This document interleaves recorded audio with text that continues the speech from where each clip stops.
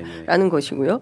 어제 또 하나의 이제 그 새로운 주장이라고 해야 될까요? 가설이라고 해야 될까요? 나온 것이 그 진해원 변호사가 주장한 건데 서울고법에서 무죄가 나올 수도 있다. 그렇게 되면 어떻게 되는 겁니까? 예, 저도 이제 그거를 읽어봤는데 네. 정말 그것은 이제 최악의 경우죠. 그러니까 통상은 서울고법에서 무죄 나오는 게 최악이다. 최악이다. 최악이다. 예. 예.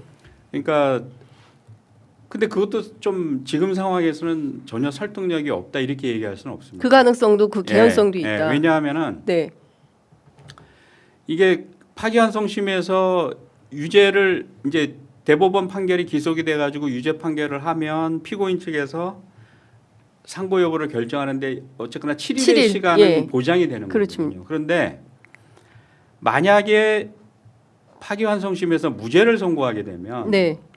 이재명 후보 측은 재상고할 수가 없어요. 무죄가 났기 때문에. 그렇죠. 우리가 좋아할 수는 있는데 그게 네. 아니고 무죄를 선고하면 그날 바로 검찰이 대법원에 재상고를 할 수 있습니다. 그러니까 이재명 후보는 재상고를 안 할 것이고 안 할 것이고 할 수가 없어요. 그렇죠. 검찰은 바로 그날 재상고를 하는 거죠.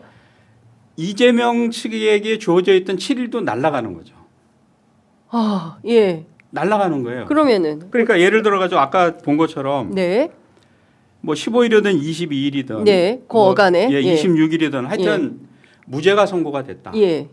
그러면 그날 예. 26일 날 예를 들어서 검찰이 재상고를 한다. 이러면 그 사건이 대법원으로 다시 넘어가는 올라가는 거죠. 거예요. 그러면 예. 대법원이 그 다음 날 27일이든 28일이든 예. 그 판결을 깰 수가 있어요. 기각 무죄인데 예. 검사가 재상고를 했으니까 그거를 예. 파기하면서 예. 통상은 유죄 취지로 다시 파기 환송을 해야 되는데 예. 파기 환송을 해야 되는데 예. 그럼 다시 절차가 돌아가는 처음으로 돌아가잖아요. 거잖아요. 그런데 이제 걱정하는 분들 얘기는 파기 환송이 아니고 이번에는 예. 파기 자판을 한다. 그러니까 이 파기 자판에 대해서도 지금까지 이제 우리가 통계를 보면 보통 율사들이 하는 얘기가 2000년 초부터 지금까지 2심에서 무죄가 된 것을 대법원이 유죄로 인정하면서 파기 자판한 경우가 없다. 예. 그 논리고 그렇습니다. 또 하나는 2심에서 무죄가 선고가 됐기 때문에 형량이 정해져 있지 않잖아요. 예. 그래서 대법원에서 유죄를 인정하더라도 형을 산정해서 자기들이 선고할 수는 없다. 지금 그렇습니다. 그렇게 얘기를 하는데 예. 그런 전례가 없다. 전례가 없는데 예. 전례라는 거는 만들면 전례가 되는 거예요.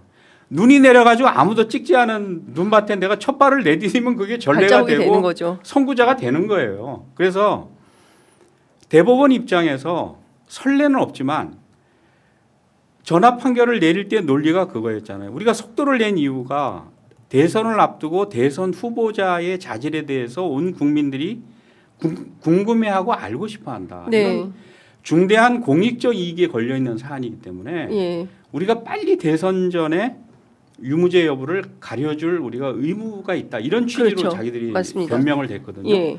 똑같은 변명을 댈 수가 있어요. 대선이 불과 며칠 안 남았는데 네. 이거를 2심에서 무죄를 내서 파기환송시키면 절차가 다시 돌아가는데 예. 그럼 결국 대선을 넘기게 된다. 그렇죠. 우리가 지난번에 우리가 유죄를 인정하지 않았느냐. 이유까지 다 붙여가지고 유죄를 인정했는데 다시 무죄가 됐으니까 이번에는 우리가 결판을 내겠다. 국민들의 알 권리를 위해서 결판을 내겠다. 이렇게 해서 선례를 만들어서 나가면 예. 그게 판례법이 되고 선례가 되는 거예요. 그리고 대법원이 그렇게 했는데 누가 문제를 삼겠어요? 어떤 방식으로 누가 문제를 삼을 수 있겠어요? 자, 그러면 그러니까 그래서 예. 그게 최악의 경우인데 정말 최악의 경우인데 여기까지 생각을 하고 있을까요? 조희대 대법원은? 모르겠습니다. 근데 그럴 가능성도 우리가 염두에 두고 대비를 하고 있어야 된다. 네.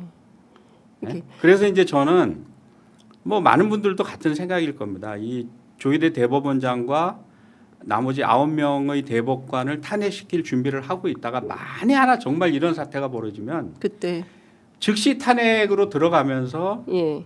직무집행을 정지시킬 수 있는 어떤 법률적인 대비책을 마련하고 있어야 된다. 예. 이게 막연히 예. 대법원이 무죄 판결을 파기 재판하는 건 있을 수가 없다. 지금까지 전례가 없다. 이건 정말 저는 좀 너무 아니하다. 그게 제 생각이에요. 예.